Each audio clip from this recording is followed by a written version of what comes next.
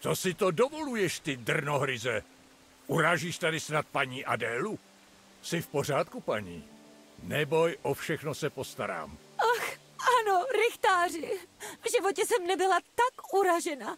Braň moji čest jako pravý muž. Takový, který mi v životě dosud chyběl.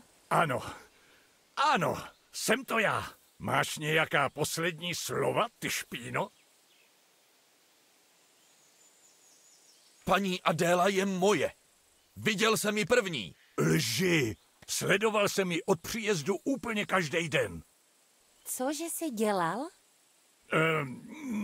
No, dost řečí. Bojuj, pitomče. Jen si dejte po hubě.